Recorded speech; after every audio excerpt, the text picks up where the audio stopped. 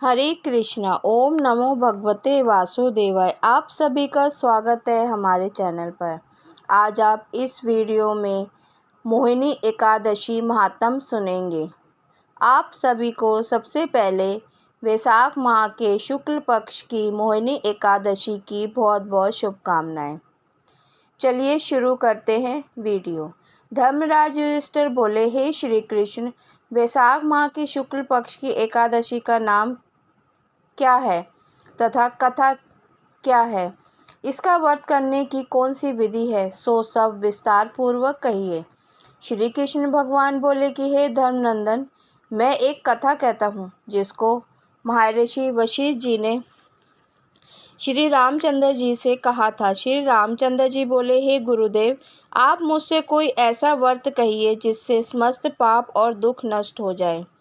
महर्षि वशिष्ठ बोले, हे राम, आपके नाम के स्मरण मात्र से ही मनुष्य पवित्र हो जाता है, इसलिए आपका ये प्रश्न लोकहित में अवश्य होगा। वैशाख माह के शुक्ल पक्ष में जो एकादशी होती है उसका नाम मोहिनी है। इस एकादशी का व्रत करने से मनुष्य के समस्त पाप तथा दुख नष्ट हो जाते हैं। इसके व्रत के प्रभाव से प्राणी मोह जाल से छूट जाता है।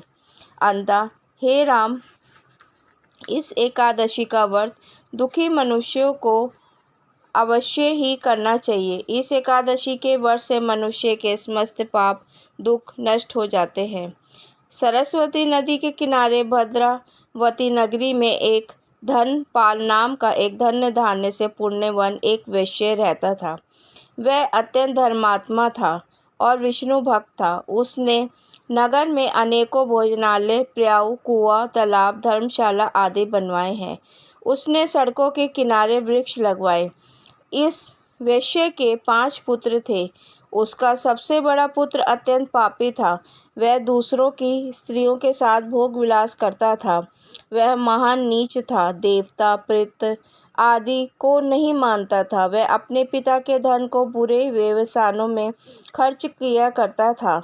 इस पर उसके पिता, भाइयों, कुटुंबियों ने उसे घर से बाहर निकाल दिया और उसकी निंदा करने लगे। घर से निकाल देने पर, धन नष्ट हो जाने पर वेश्याओं ने तथा गुंडों ने भी उनका साथ छोड़ दिया। अब वह भूख प्यास से दुखी रहने लगे।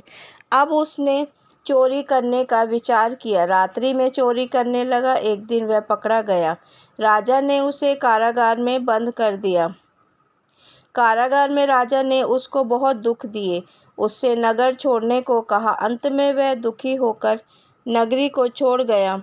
नगर में जंग रहने लगा।